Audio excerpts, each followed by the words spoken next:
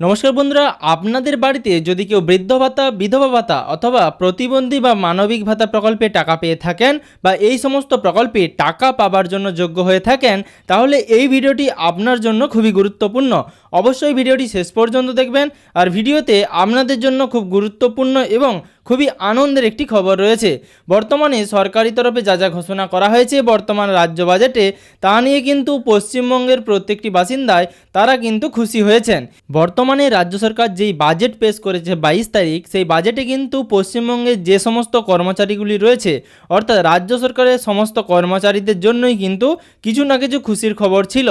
তারই মাঝে বর্তমানে নতুন যে প্রকল্পগুলি চালু হয়েছে তাতেও কিন্তু অনেক কিছু বক্তব্য রাখা হয়েছে। এই ধরুন যুবশক্তি প্রকল্প কিন্তু ভরসা কর্মসূচির মাধ্যমে চালু করা হবে অক্টোবর মাস থেকে।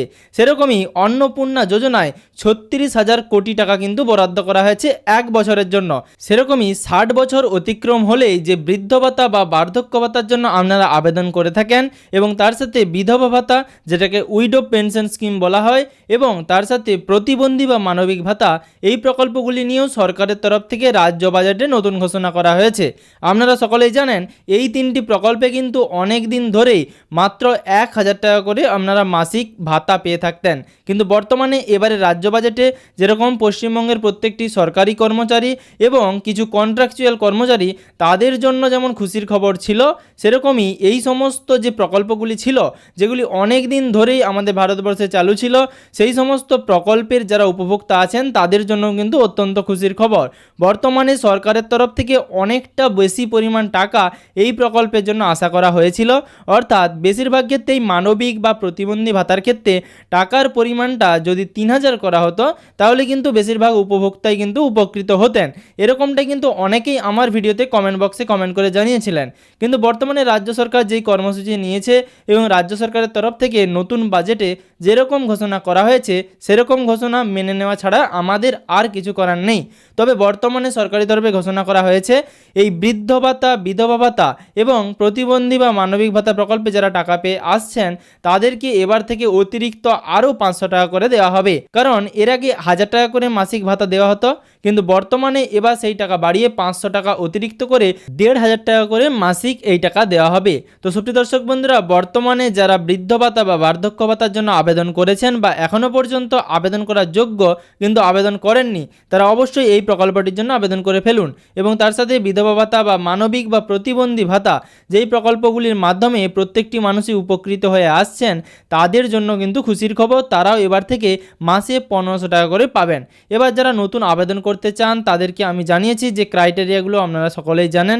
বিধবা ভাতা বা মানবিক বা প্রতিবন্ধী ভাতার ক্ষেত্রে আলাদা করে ক্রাইটেরিয়া বলার কিছু নেই, আপনারা সকলেই জানেন। তবে বয়স্ক ভাতা বা বার্ধক্য ভাতার ক্ষেত্রে আপনার বয়স 60 বছর অতিক্রান্ত হতে হবে, তবেই কিন্তু আপনি এই প্রকল্পের জন্য আবেদন করতে পারবেন। এবার 60 বছর অতিক্রান্ত হওয়ার ক্ষেত্রে যদি আপনার কিছু সময় বাকি থাকে, ধরুন 1 মাস অথবা 2 মাস, তাহলেও কিন্তু আপনারা আবেদন করে ফেলতে পারেন। হয়তো আপনার আবেদনপত্রটি যখন ডেটা এন্ট্রি হবে, সেই সময় আপনার বয়স 60 বছর অতিক্রান্ত হয়ে গেলেই আপনার আবেদনপত্রটি কিন্তু গৃহীত হয়ে যাবে। এবার আপনি যদি এই সমস্ত প্রকল্পগুলির টাকা আগে থেকেই পেয়ে থাকেন, তাহলে আপনাদের এই 1,500 টাকা পাওয়ার জন্য কি করতে হবে সেই সম্বন্ধে আপনাদের মনে অনেক প্রশ্ন আসছে। আপনাদেরকে জানিয়ে রাখবো, আপনাদের যদি পঞ্চায়েত বা বিডিও অফিস থেকে আপনাদের ডকুমেন্টসগুলি পুনরায় চেয়ে পাঠানো হয়, ধরুন অনেক এমন উপভোক্তাও রয়ে গেছেন যারা বর্তমানে মৃত, তো সেক্ষেত্রে তাদের তো টাকা পাওয়ার কথা নয়। সে কারণেই কিন্তু আপনাদের নিজস্ব পঞ্চায়েত অফিস বা আপনাদের নিজস্ব ব্লক অফিস থেকে ভেরিফিকেশন করে আপনাদের সমস্ত ডকুমেন্টস চাওয়া হতে পারে। সে কারণে আপনাদের যদি ডকুমেন্টস চাওয়া হয়, আপনারা অবশ্যই ডকুমেন্টসগুলো জমা করুন। সেক্ষেত্রে ভেরিফিকেশন প্রক্রিয়া হবে, তারপরেই কিন্তু টাকা দেওয়া হবে। বর্তমান সরকারের তরফ থেকে যে ঘোষণা করা হয়েছে, আপনারা খুব সহজেই সমস্ত প্রকল্পের টাকা পেয়ে যাবেন না। যে কোনো প্রকল্পে টাকা পাওয়ার আগে আপনাদের কিন্তু অনেক পর্যায়ে ভেরিফিকেশন হবে। ভেরিফিকেশন হওয়ার পর আপনি যদি যোগ্য হন, তবেই কিন্তু টাকা পাবেন। কারণ এর আগেও আপনি দেখে থাকবেন বিভিন্ন সংবাদপত্রে সরকারি তরফে ঘোষণা করেছেন মুখ্যমন্ত্রী শুভেন্দু অধিকারী যে লক্ষ্মীর ভাণ্ডার প্রকল্পে বিভিন্ন এলাকাতে পুরুষরাও কিন্তু লক্ষ্মীর ভাণ্ডার প্রকল্পে টাকা পেয়েছেন। সে কারণেই যাতে ভবিষ্যতে এরকম কোনো ঘটনা না ঘটে, তাই বৃদ্ধ ভাতা, বিধবা ভাতা, প্রতিবন্ধী বা মানবিক ভাতা এই সমস্ত প্রকল্পগুলিতে ভেরিফিকেশন বা যাচাই প্রক্রিয়া পুনরায় করা হবে।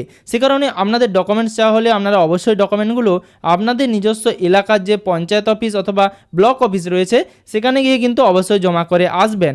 আর যদি না চাওয়া হয় সেক্ষেত্রে আপনাদের তো কোনো অসুবিধাই নেই। তাহলে আশা করি আপনাদেরকে বোঝাতে পেরেছি এই 1,500 টাকা পাওয়ার আগে আপনাদেরকে কী কী করতে হবে। এবার সরকারি তরফে যে ঘোষণা করা হয়েছে সেই প্রকল্পগুলি এবং সেই প্রকল্পে টাকা দেওয়ার বাস্তবায়ন কিন্তু খুব শীঘ্রই হয়ে যাবে। এবং এরই মাঝে আপনারা সকলেই জানেন যারা জব কার্ডে কাজ করে আসছেন 100 দিনের কাজ, তাদের কিন্তু এবার থেকে 125 দিনের কাজের গ্যারান্টি নেওয়া হয়েছে। বর্তমান সরকারের তরফ থেকে প্রত্যেকটি উপভোক্তা এবং প্রত্যেকটি সরকারি কর্মচারীর জন্য এই বাজেটে কিন্তু খুশির খবর ছিল। এবং তার সাথে যারা সরকারি চাকরি প্রার্থী ছিলেন তাদেরও কিন্তু এককালীন 30,000 টাকা দেওয়ার কথা ঘোষণা হয়েছে। তবে সেক্ষেত্রে নতুন কিছু নির্দেশিকা দেওয়া হয়েছে। যারা সরকারি স্কুল বা কলেজে বা কোনো প্রফেশনে কর্মরত সেক্ষেত্রে কিন্তু টাকা পাবেন। অর্থাৎ ভবিষ্যতে এই নিয়ে নতুন গাইডলাইন্স আসলেই বোঝা যাবে যারা বর্তমানে পড়াশোনা ছেড়ে দিয়েছেন, অর্থাৎ যারা বর্তমানে কোনো সরকারি কলেজে বা কোনো সরকারি প্রতিষ্ঠানে পড়াশোনা করেন না, তারা কি তাহলে এবারে টাকা পাবেন না? সে সমস্ত বিষয় কিন্তু নতুনভাবে গাইডলাইন্সের মাধ্যমে প্রকাশ করা হবে। যখন নতুন নোটিফিকেশন আসবে আমি আপনাদের ভিডিওর মাধ্যমে জানিয়ে দেব। এই সম্পূর্ণ ভিডিওটি যদি আপনার উপকারে এসে থাকে তাহলে ভিডিওটিতে একটি লাইক করে ভিডিওটি বেশি বেশি করে সকলের সুবিধার জন্য শেয়ার করে দেবেন। আর আপনি যদি চ্যানেলে নতুন হয়ে থাকেন তাহলে অবশ্যই চ্যানেলটিকে সাবস্ক্রাইব করে পাশে থাকা নোটিফিকেশনের বেল আইকনের অল বাটনটি প্রেস করে রাখবেন। আর আপনি যদি ভিডিওটি ফেসবুক থেকে দেখে থাকেন তাহলে অবশ্যই ফেসবুক পেজটিকে ফলো করে রাখতে ভুলবেন না, যাতে পরবর্তী ভিডিওর নোটিফিকেশন এবং পশ্চিমবঙ্গের যাবতীয় আপডেট সবার আগে সবার প্রথমে আপনার মোবাইলে